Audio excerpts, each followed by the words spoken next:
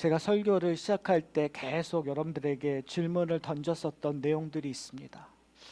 여러분은 어떠한 눈으로, 어떠한 마음으로 이 세상을 살아가고 계십니까? 여러분들은 무엇을 보고 계십니까? 여러분의 인생에는 어떠한 의미를 두고 계십니까? 라는 질문을 제가 의도적으로 던졌습니다. 그건 제가 그렇게 던졌었던 것이 아니라 제가 누가복음 이 예수님께서 예루살렘 입성하시고 나서 누가는 우리에게 그런 질문을 계속 던지는 것 같아요. 예루살렘을 보시고 예수님께서 우셨어요.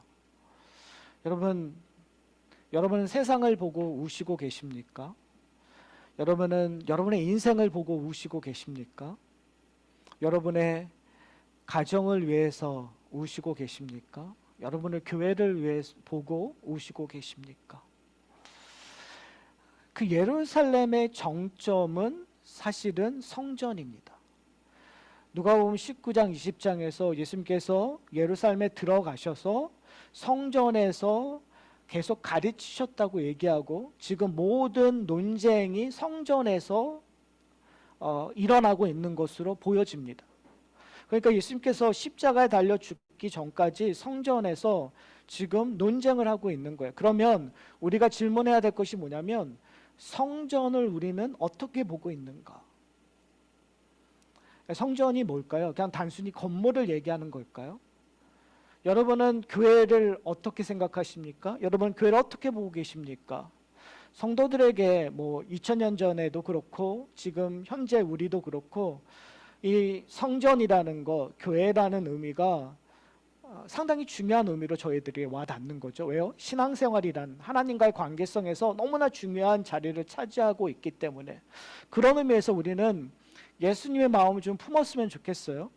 근데 저희는 이제 예수님의 마음 플러스 예수님께서 이루어 놓으신 것으로 오늘 본문을 해석해야 되겠지만 일단은 여러분이 예수님처럼 지금 성전을 보고 있는가, 예수님처럼 지금 교회를 보고 있는가 라고 했었을 때 그 교회는 성전은 도대체 여러분에게 어떤 의미라는 거예요?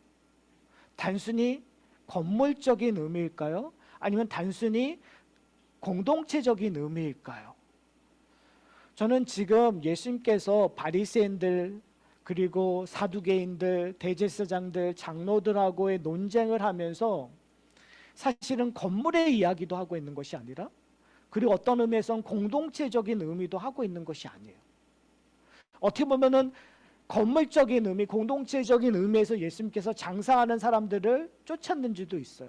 그런데 이렇게 이야기를 흐름을 보면은요, 자꾸 바리새인들이나 사두개인들 그리고 장로들, 저희가 지난주에 봤듯이 서기관들과 대제사장들이 예수님을 잡고자 하여 덫을 놓는 일들, 그리고 오늘 본문도 그런 일들이 계속 반복돼요. 그런데 그 내용들을 보면 끊임없이 세상의 것들을 끌고 오기도 하고 아니면 오늘 본문처럼 되게 종교적인 어떻게 보면 율법적인, 도덕적인, 사회적인 이슈를 가지고 예수님께 질문을 던져요.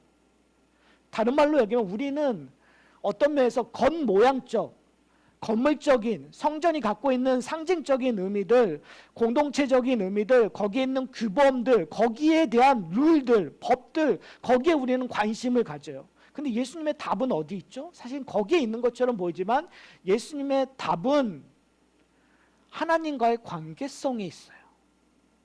다른 말로 얘기하면 하나님이 이곳에 임재하고 계시는가? 하나님이 나와 관계를 맺고 계시는가? 하나님이 우리의 가정 속에 임재하고 계시는가? 하나님이 이 교회 공동체 안에 임재하고 계시는가? 나와 관계를 맺고 계시는가? 사랑하는 성도 여러분, 저는 오늘 여러분에게 좀 도전하고 싶어요. 예수님의 마음을 좀 품으셨으면 좋겠어요. 예수님이 어떤 마음을 품으셨죠? 애통해하는 마음을 품으셨어요. 뭐에 대한? 하나님의 관계성이 제대로 이루어지지 않고 있는 그 안타까움. 사실 그 안타까움 때문에 예수님께서 오신 거예요. 그 문제를 해결하기 위하여 예수님께서 오셨어요. 그런데 저희는 지금 예수님께서 이뤄 놓으신 것을 다 보고 있어요. 그렇다면 그 안타까움을 해결하기 위하여 예수님께서 십자가에 달려 죽으셨고 부활하셨고 그리고 우리를 자녀 삼아 두셨어요. 그렇다면 그 언약 안에 있는 우리들은 그 하나님이 예수님이 가졌던 안타까움 속에서 두 가지 측면으로 우리가 은혜를 받아야 돼. 첫 번째는 우리의 불순종함에도 불구하고 우리의 연약함에도 불구하고 하나님께서 우리를 붙들고 그리고 적극적으로 우리와 관계를 맺고 계신다는 거예요. 우리가 뛰쳐나가더라도 우리가 어떻게 보면 게을러서 가만히 있더라도 성령을 통해서 우리에게 끊임없이 만나주시고 우리를 끌어주시고 우리와 부딪히시고 있다는 거예요. 그러니까 어떻게 보면은 우리 하나님과 부딪히지 않았다면 우리가 이 자리에 없는 거예요. 그러니까 결과론적으로 얘기하면 우리의 인생 속에서 하나님 없이도 살 수 있는데 예수 그리스도가 이뤄놓으신 그 언약의 완성 때문에 지금 우리가 여기 있다는 거죠. 이게 바름 라인이에요. 이것은 우리가 어떻게 하든 뭘 하든 상관없이 우리가 예수를 주라 믿게 주로 고백하고 우리가 하나님의 자녀되기 되는 언약을 우리가 인정하는 그 순간 바름 라인은 와지는 거예요. 근데 또 하나, 과연 우리는 우리 가운데 애통함이 있냐는 거예요. 예수님이 우셨던 것처럼 예수님이 자신이 와야만 이 문제를 해결할 수 있는 정도로 하나님의 임재하심이 떠났는데 그리고 울었잖아요. 그렇다면 바름 라인, 우리는 하나님 은혜 안에 있는데 하나님이 더 풍성함을 주시려고 약속하셨는데 과연 그 풍성함을 우리는 누리고 있냐라는 그 안타까움으로 내 자신을 바라보고 있는가? 내 가정을 바라보고 있는가? 그 공동체를 바라보고 있는가? 우리가 고민하는 시점이 되었으면 좋겠어요. 만약에 그러한 고민들이 있다면 세상을 향하여도 울 수 있는 거겠죠. 그렇죠? 내가 내 자신을 울지 못한다면, 나의 연약함, 나의 부족함을 보고 울지 못한다면, 울 수 있는다는 건 뭘 반증하냐면 예수 그리스도의 십자가의 은혜가 얼마나 큰지를 알 수 있는 거예요. 내가 이 자리에 와서 예배 드린다는 자체가 정말 기적과 같다는 것을 인정하는 거예요. 내가 정말 목사로서 이 자리가 되게 영광스러운 자리이기도 하거든요. 말씀을 전한다는 거. 근데 이 자리가 되게, 이런 단어를 쓰기가 좀 그렇지만 불편한 자리이기도 해요. 그리고 되게 창피스러운 자리이기도 해요. 왜요? 하나님의 말씀을 묵상하고 공부하고 전달하기 위해서 그 말씀이 뭔지를 안다고 하지만 내 삶 속에서 그것들을 이루지 못하기 때문에, 내가 공부하고 지식적으로 아는 것보다 내가 이 세상에서 누리고 행해야 되는 것들이 너무너무 부족하는데 뭔가 제대로 아는 것처럼, 뭔가 온전히 하고 있는 것처럼 이 자리에서 서는 것들이 되게 불편해요. 그리고 창피해요. 그럼에도 불구하고 그 불편함이, 창피함이 나로 하여금 울 수 있게 한다면, 나로 하여금 애통하게 할 수 있다면 하나님의 긍휼하심이, 하나님의 자비하심이 내 인생을 끌고 가지 않는가라는 것들을 결론을 맺을 수밖에 없는 거예요. 그 고백을 할 수밖에 없는 거예요. 그런 의미에서 사랑하는 성도 여러분, 우리 가운데 그런 애통함이 있었으면 좋겠어요. 왜요? 우리가 받은 언약 때문에. 그런 의미에서 오늘 본문은 우리로 하여금 하나님이 우리를 어떠한 자리로 옮겼느냐를 보는 시간이 되었으면 좋겠어요. 우리가 알고 있는데 어쩌면 그 알고 있다라는 것들을 놓치고 있는 부분들이 있어요. 그러니까 왜 놓치냐? 그것은 오늘 질문하는 사람들의 모습 속에서 위험성을 발견하기 때문에 그래요. 오늘 본문은 이렇게 기록 시작합니다. 27절에 보면 부활이 없다고 주장하는 사두개인 중 어떤 이들이 와서 물어 이르되, 제가 지난주에 보면은요, 지난주 19절에 보면 서기관들과 대제사장들이 예수의 이 비유가 자기들을 가리켜 말씀하시는 줄 알고 즉시 작고자여 사람들을 보내서 예수님께 질문하는 것들을 저희가 알 수 있어요. 그렇죠? 근데 지난번에 질문했던 거는 어떤 거죠? 성전에서 가이사에 대한 것들을 질문했단 말이에요. 세상적인 이슈를 가지고 질문을 했어요. 그런데 지금 이 사두개인은 세상적인 질문을 하는 것이 아니라 율법에 관한 것들을 질문을 해요. 그런데 그 율법에 관한 질문이 되게 자기중심적인 질문이었어요. 질문이 뭐냐면 이렇게 얘기해요. 28절을 보면 선생이여 모세가 우리에게 써주기를 만일 어떤 사람의 형이 아내를 두고 자식이 없이 죽으면 그 동생이 그 아내를 취하여 형을 위하여 상속자를 세울지니라 하였나이다. 그러니까 지금 이것이 모세 오경에 기록된, 특별히 출애굽기에 기록되었던 신명기 25장에 기록되었던 내용이거든요. 그러니까 아주 간단해요. 하나님께서 언약을 맺으셨는데 그 언약을 보호하고 인도하시는 데에 있어서 장손을 통해서 이것은 어떻게 보면 성경에서 구속사적인 개념이 반영되어 있는 건데요. 하나님이 언약의 씨앗이 계속 이어나갈 수 있게끔 하나님의 약속이 이어나게끔 위해서 그것을 보존하기 위한 거예요. 보존하기 위해서 어떻게 해야 되는 거죠? 생육하고 번성해야 되는 거예요. 근데 이 생육하고 번성하는 거의 키포인트가 뭐냐면 그 상속권이 어떻게 가느냐, 유업이 어떻게 전달되느냐. 근데 그 유업은 장남으로부터 계승이 되는데 장남이 죽은 거예요, 자녀 없이. 그럼 어떻게 해야 돼요? 망한 거잖아요. 그런데 망하지 않고 거기에 대해서 해결 방법이 있는데 그것이 누구와 결혼하는 거예요? 처가 그 동생과 결혼해서 그 상속권을 계속 이어나게끔, 그러니까 그 가족을 수호하고 버텨나가는 것뿐만이 아니지만 여기에 대한 근본적인 것은 뭐냐면 언약이 계속 이어지는 것들, 그걸 하기 위해 이러한 율법이 주어졌어요. 근데 이것을 갖고 있는 이 이야기를 꺼낸 이 사두개인들은 다른 의미가 있었어요. 무슨 의미냐면 이 사두개인들은 사독이라고 하는 제사장, 그러니까 다윗 시대에 사독이라는 대제사장이 있었는데 그들의 후손이라고 해서 사두개인이라고 얘기를 해요. 이들은 대제사장직을 가지고 있었고, 그리고 어떻게 보면은 종교적인 파워를 갖고 있었던 사람들이에요. 근데 이들은 부활을 믿지 않아요. 왜 부활을 믿지 않냐면 이들은 모세 오경만 해석을 해요. 그러니까 되게 보수적으로 해석하는 거죠. 근데 이 보수적으로 해석한다라는 의미는 뭐냐면 문자적으로 해석하는 거예요.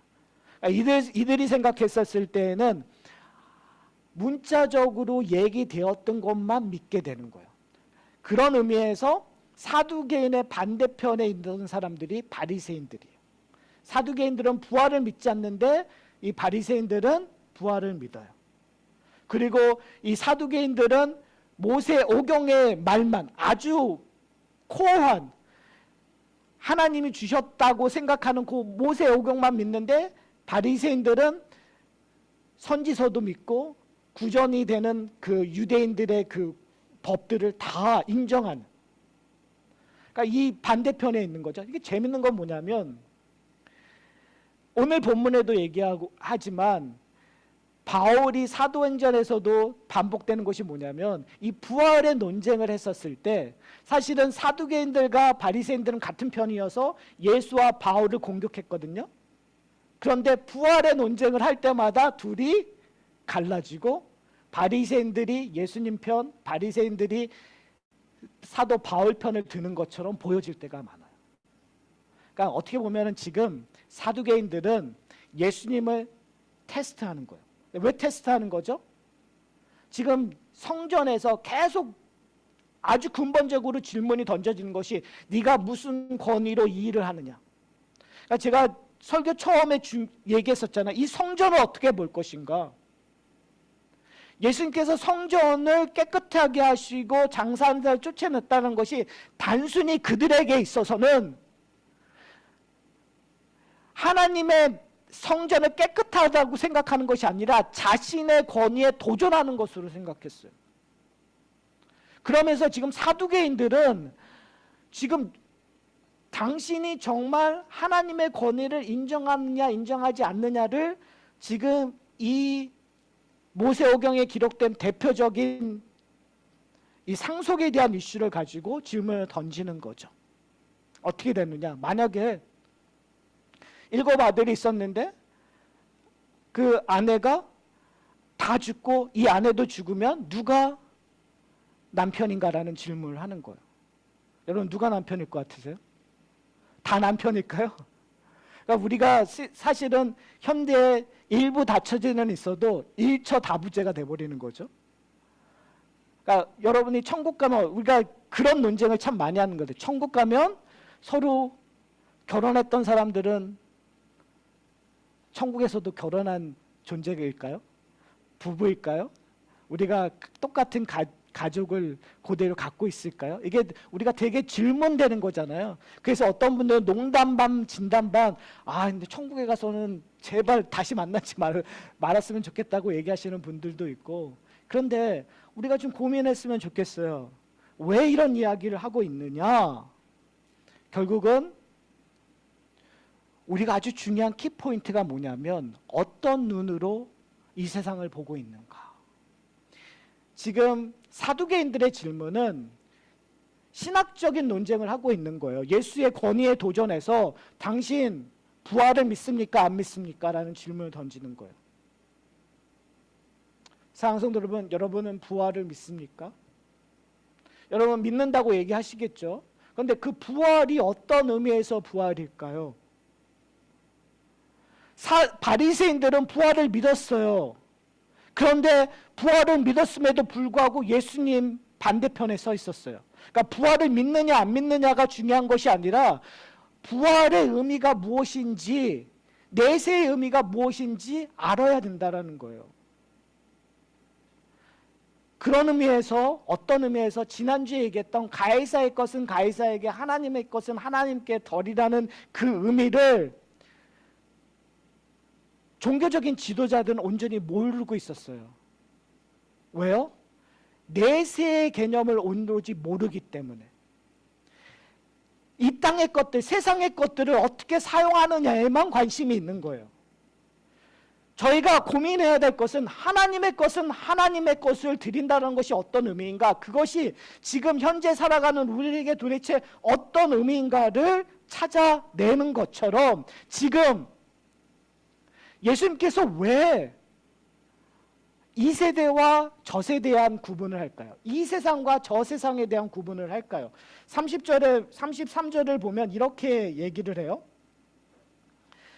7이 다 그 아내를 취하였으니 부활 때에 그 중에 누구의 아내가 되리까? 라는 질문에 34절에 보면 이렇게 얘기하세요.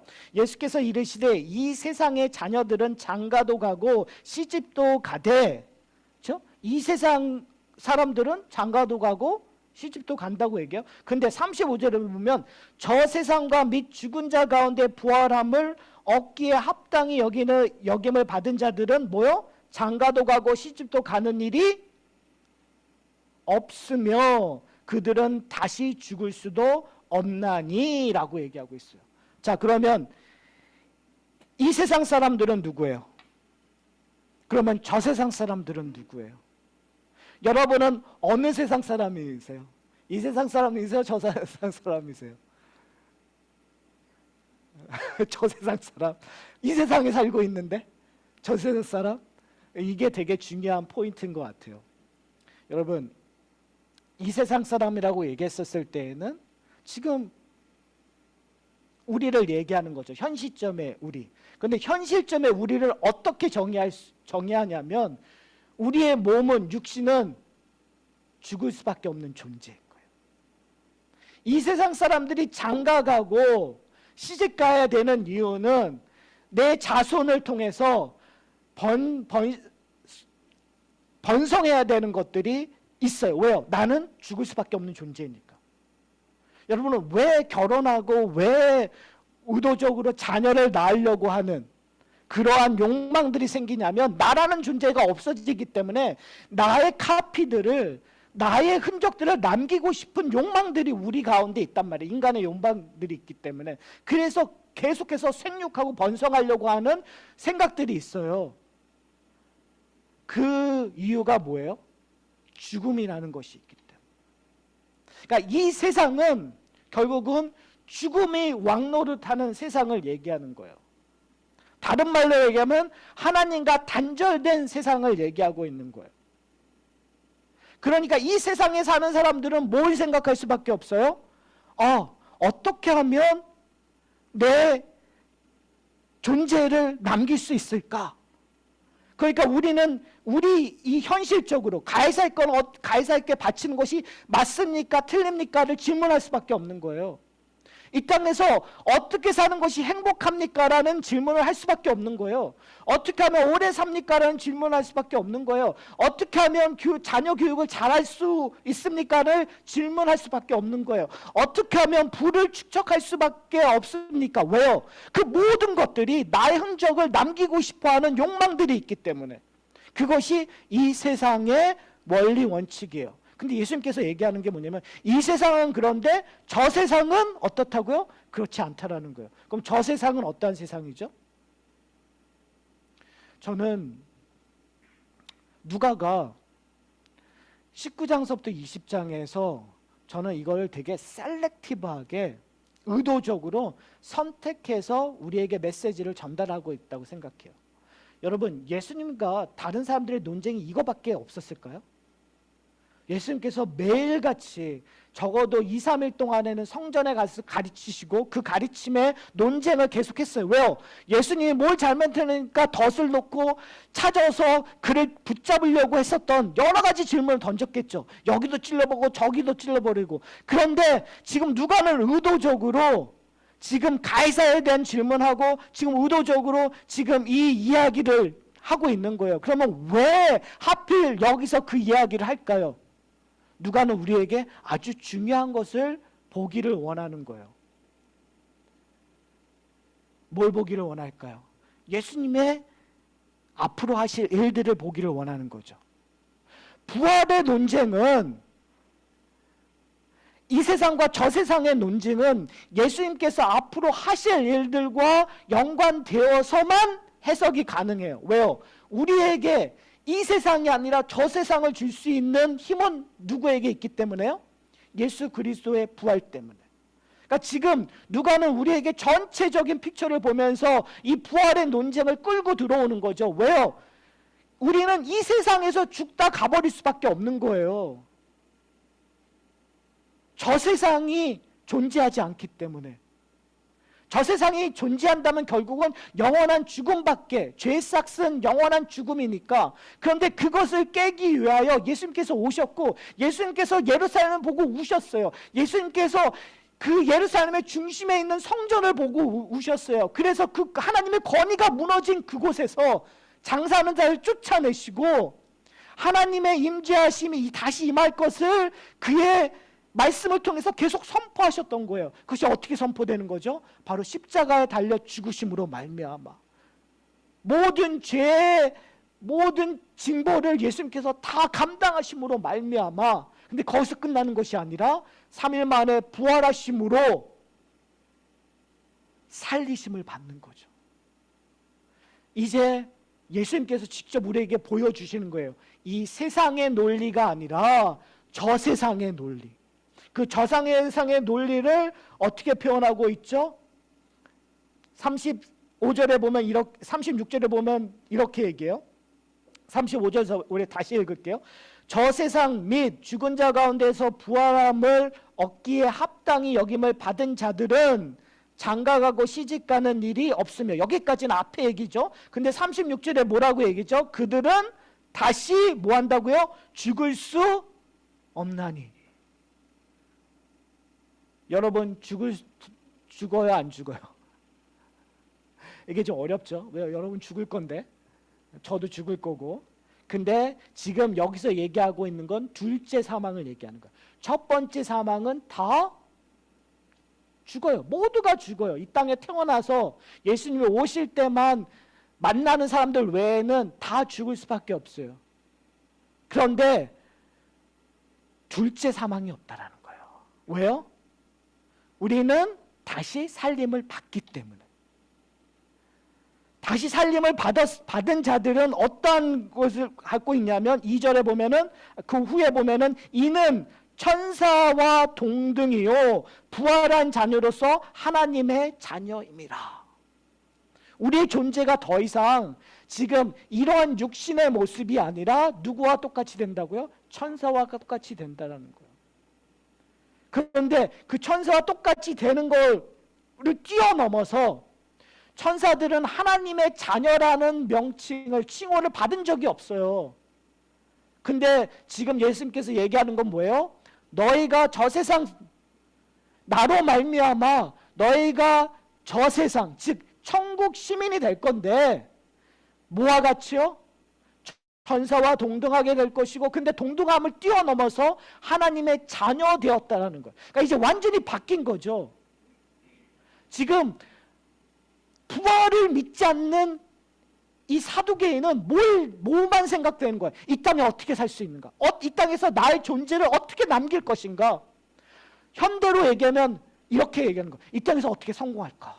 이 땅에서 어떻게 내 이름 석자라도 남길까? 어떻게 하면 우리 가정이 좀 더 행복한 가정이 되는가를 끊임없이 얘기해요. 근데 거기에 전혀 세속적이지 않고도 그게 가능하다는 거예요. 그거를 종교적으로, 그거를 크리스찬적으로, 그거를 되게 아름답게 표현할 수 있는데 결국은 그 중심에 뭐가 없는 거예요? 부활이 없는 거예요. 그리고 그냥 여기서 사는 걸로만 다 끝나버리는 거예요. 여러분, 그런 분들이 오해로 많아요. 여기서만 행복하고, 여기서만 그 행복하는 그 중심에 누가 있는 거예요? 하나님이 있는 거죠. 그 중심에 예수가 있다고 얘기해요. 근데 그들은 부활하신 예수를 믿지 않아요. 그냥 이 땅에서 잘 살기 위한 수단으로 예수를, 하나님을 끌고 들어오는 것 뿐이에요. 근데 예수님께서 얘기하는 거예요. 자신의 십자가의 죽음과 부활을 앞두고 얘기하는 거예요. 나로 말미암아 내 부활이 너희로 하여금 이 세상의 논리가 아니라 저 세상의 논리로 바꿔버리겠다라는 거예요. 그러면서 예수님께서 아주 의미심장한 인용을 해요. 뭐라고 얘기하시냐면 이렇게 얘기해요. 37절에 죽은 자가 살아났다는 것은, 희한하잖아요. 죽은 사람이 살아났다는 것을 어떻게 믿어요? 그럴 수 없으니까 지금 예수님께서는 증거물을 제시하는데 뭘 증거물을 제시하냐면 이렇게 얘기해요. 37절에 모세를 끌고 와서 얘기하는 거예요. 출애굽기 3장을 끌고 와서 얘기하는데 가시나무 떨기에 관한 글에서 주를 하나님, 아브라함의 하나님이요 이삭의 하나님이요 야곱의 하나님이라 칭하였나니. 그러니까 이게 한국말이니까 참 뉘앙스가 좀 그런데 지금 이 얘기는 뭐냐면 과거형을 쓰지 않고 현재형을 썼다라는 거예요.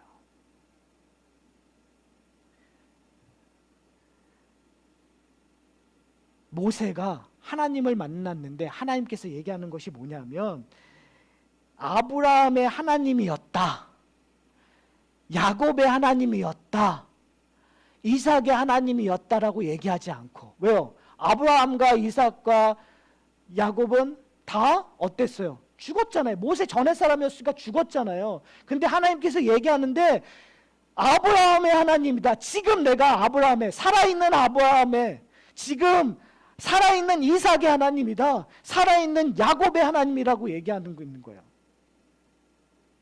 여러분, 이게 놀라운 표현 아닌가요? 전혀 그렇지 않으시나 봐요. 그러니까 지금 예수님께서 논증을 하시는 거예요. 너희가 그렇게 매번 얘기하고 있는 아브라함, 이삭, 야곱이, 너희가 그렇게 아브라함과 이삭과 야곱에 대해서 얘기했던 그 할례를 너희가 지키고 그 모세에 대한 이야기를 했었을 때 그 율법을 지키고 그것만 진리라고 얘기하는 너희들이 놓치고 있는 것이 있다라는 거예요. 과거형은 죽은 자의 하나님이 아니라 살아있는 자의 하나님이라는 얘기를 한다는 거예요. 사랑하는 성도 여러분, 우리의 하나님은 죽은 자의 하나님이 아니에요. 우리가 앞으로 죽을 거예요. 우리의 육신은 썩어져 없어질 거예요. 그러나 예수님께서 얘기하시는 거예요. 우리는 죽은 자가 아니라는 거예요. 우리는 살은 자라는 거예요. 우리는 부활한 자라고 얘기하는 거예요. 그 부활하신 예수 그리스도 때문에 지금 그것을 우리에게 확실히 보여주는 것이 예수 그리스도의 부활을 얘기하는 거죠. 근데 그 부활하신 예수 그리스도를 믿는다라는 건 뭘까요? 여러분 기억나세요? 골로새서 3장을 보면은 이렇게 얘기를 해요. 그러므로 너희가 그리스도와 함께 다시 살리심을 받았으면 위의 것을 찾으라. 거기는 그리스도께서 하나님의 우편에 앉아 계시느니라. 위의 것을 생각하고 땅의 것을 생각하지 말라. 너희가 죽었고 너의 생명이 그리스도와 함께 하나님 안에 감추어졌음이라. 우리 생명이신 그리스도께서 나타나실 그때에 너희도 그와 함께 영광 중에 나타나리라. 사도 바울이 얘기하는 거예요. 우리는 어떻게 해요? 예수 그리스도와 함께 다시 살리심을 받았다고 얘기해요. 다시 살리심을 받았죠. 이 세상의 사람이 아니라 우리는 저 세상의 사람, 하나님의 자녀되는 세상의 사람으로 우리가 했어요. 그러면 우리는 뭘 생각해야 돼요? 땅의 것들을 생각하지 말고 하늘의 것들을, 위의 것들을 생각하는 존재를 받았어요. 다른 말로 하면 가에서의 것을 바칩니까? 하나님의 것을 바칩니까? 라고 질문하면 안 된다는 얘기예요. 다른 말로 얘기하면 장가 갔는데 이런 케이스에 어떻게 해야 됩니까? 왜요? 그들은 다 지금 부활을 없는 걸 전제로 이 땅에서 어떻게 사는 것이 좋습니까? 라는 끊임없는 질문을 해요. 근데 우리가 먼저 질문해야 될 건 뭐냐? 하늘의 것들을 우리가 생각하고 있냐라는 거예요. 그럼 여러분, 하늘의 것들은 뭘까요? 사도 바울이 얘기하고 있는 건 뭐냐면, 우리의 생명이신 그리스도께서 나타나실 때 그때 너희도 그와 함께 영광 중에 나타나리라. 무슨 말이죠? 예수님께서 지금 하늘 우편에서 다스리고 계시는데 그 다스림이 너희의 인생 속에서 드러날 거라고 얘기하는 거예요. 여러분이 예수 그리스도를 찬양하는 그 순간에 여러분의 인생 속에서 그리스도의 모습이 드러난다라는 거예요. 여러분, 우리 어떻게 살아야 될까요? 우리의 근본적인 틀을 한번 좀 바꿔야 되는 것 같아요. 그냥 요거를 어떻게 하냐가 아니라 근본적인 틀. 그 틀은 뭐냐면 우리가 땅의 것들로 하나님을 이용해서 예수를 수단으로 어떻게 행복하냐가 아니라 하늘의 틀로 내 존재가 예수 그리스도 때문에 부활된 사람, 다른 말로 얘기하면 천국을 사는 사람인데 그 천국으로 사는 사람이 이 땅에 침투했었을 때 이 땅의 뜰과 부딪힐 수밖에 없는 거잖아요.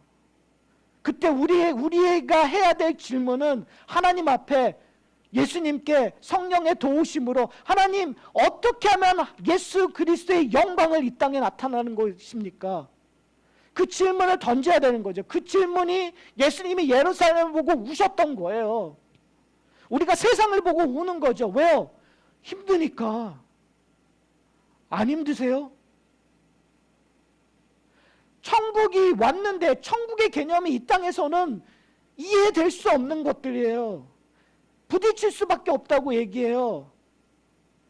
그런데 그것을 우리가 살아가기 위한 이런 이유는 예수님의 영광이 우리의 삶 속에서 드러나야 된다고 얘기하는 거예요. 내가 내 인생을 사는 것이 아니라 예수 그리스도의 영광이. 왜요? 예수님께서 승리하셨으니까. 성경은 우리에게 정답을 미리 얘기하고 있어요. 예수님이 부활하셨고 지금 하늘 보좌에서 다스리고 그 영광이 우리의 인생 속에서 침투해서 드러난대요. 그러니까 답답한 거죠. 왜요? 내 인생은 세상으로 볼 때 그렇게 뛰어난 것 같지 않은데, 난 지금 불행한 것 같은데, 난 힘이 없는 것 같은데, 무능한 것 같은데. 그런데 성경이 우리에게 증거하는 건 뭐라고 증거하는 거죠? 승리했다고요. 그러면 잘 보세요. 지금 이 시점에서 며칠 후에 예수님께서 십자가에 달려 죽으세요. 만약에 세상적인 개념으로 얘기한다면 사람들이 예수를 붙잡아서 십자가 달려고 했을 때, 그 십자가 달렸을 때 밑에서 군중들이 네가 하나님이면 내려오라고 얘기했었을 때 파워를 어떻게 해야 되죠? 보여줘야 되는 거잖아요. 붙잡히지 않든 하늘에 천사들을 불러서 그들에게 불을 내리든, 그래서 하나님의 아들 되심을 드러나야 되는 거잖아요. 근데 그렇지 않으시고 십자가에 달려 죽으셨어요. 그리고 성경은 그것을 하나님의 뜻대로 순종했다고 얘기하시고 하나님이 기뻐하시고, 그리고 장사한 다음에 3일 만에 부활하셨다고 얘기하셨어요.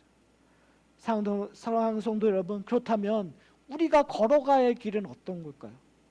내가 예수와 함께 부활했다면 내가 이 땅에서 그리스도의 영광을 내가 군림하고 내가 뭔가 파워를 해서 보여주는 걸로 되는 걸까요? 아니면 이 땅에서 예수님이 하셨던 것처럼 내가 오해받고 내가 십자가에 달려진 것처럼 수모를 당하고 치욕을 당하는 거? 근데 만약에 그것이 하나님의 영광을 드러내는 거라면, 그리스도의 영광을 드러내는 거라면 저는 그것이 기쁨이라고 생각해요. 왜요? 그 다음에 나오는 일이 뭐예요? 만약에 그냥 죽는 거라면, 그것이 인생의 끝이라면, 사두개인처럼 부활을 믿지 않는다면 여러분 그러시면 안 돼요. 억울하잖아요. 십자가가 끝이라면. 안 억울하세요? 억울하죠. 근데 예수님께서 증거하는 건 뭐냐면 이 세상이 끝이 아니라 저 세상이 온다니까요. 천국이 온다니까요. 영생이 우리에게 있다고요. 그러면 우리는 지금 십자가에 있지만 뭘 기다릴 수밖에 없는 거예요? 부활을 기다려요. 부활을 소망하는 거예요. 사랑하는 성도 여러분, 우리가 놓치고 있는 것 딱 한 가지가 있습니다. 우리는 십자가와 부활, 그 길을 걸어가야 되지만 우리는 어떠한 존재로 그 길을 걸어가는지 아세요? 이미 영생을 소유한 자로. 그걸 놓치지 않으셨으면 좋겠어요. 이거를 내가 십자가를 지나야 부활이 오고 부활이 와야 그 다음에 영생이 온다, 이게 아니에요. 왜요? 그건 누가 하셨으니까? 예수님께서 하셨으니까. 우리는 예수님이 하신 것들의 유업을 거저받은 존재잖아요. 그러니까 거저받은 존재로, 그 은혜로 내가 나에게 오는 십자가를 걸어가는 거예요. 부활의 경험을 하는 거예요. 우리의 인생 속에서. 우리의 일터에서, 우리의 가정에서, 교회에서 십자가를 지나야 부활이 오고요. 그 부활의 기쁨을 경험해야 내가 하나님의 존재라는 것들을 깨닫는 거잖아요. 근데 오늘 이 말씀이 우리에게 증거하는 건 뭐냐면, 이미 너희는 하나님의 자녀이다, 영생을 줬다. 그러면 여러분 어떻게 사셔야 되죠? 불안한 삶이 아니잖아요.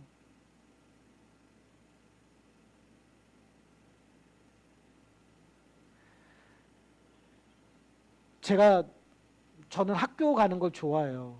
제가 40대도 대학원 가가지고 또 공부하고. 근데 학교 가는 거 싫은 것 중에 가장 큰 것이 뭐냐면 시험 치는 거예요. 시험 치는 건 싫어요. 시험을 쳐서 패스하느냐 안 패스하느냐면 학교 가고 싶지 않아요. 그런데 시험 쳐도, 시험에 불합격해도 나한테는 합격이라고 한다면 여러분 학교 가는 거 꽤 괜찮은 거예요. 저는 우리의 신앙이 그런 거라는 것들을 여러분이 인식하셨으면 좋겠어요. 우리는 이미 합격한 존재예요. 예수님 때문에. 그렇다면 오늘 내가 시험에서 불합격해도 그거 갖고, 그러니까 불합격이 아니죠. 내가 오늘 시험에서 빵점을 맞아도, 내가 합격 커트라인에 떨어져도 그거는 별로 중요하지 않아요. 왜요? 더 중요한 건 뭐냐면 이 실패가 오히려 나한테 좋은 레슨이 될 수 있으니까. 사랑하는 성도 여러분, 이제 설교를 마치려고 합니다. 여러분은 이 세상 사람이 아니라 하나님 나라 사람입니다. 부활 후에 어떠한 모습이냐, 내가 안 믿으니까 그 다음의 것들은 상관없어, 이런 식의 믿음과 삶을 살아가는 자들이 아니라 부활의 유익이 여러분의 인생을 끌고 가는 사람입니다. 그러니까요, 천국을 소유한 사람처럼 오늘 하루도 담대하게 십자가를 지나 부활의 능력, 그것을 선포하고 누리는 저와 여러분이 되시기를 소원합니다.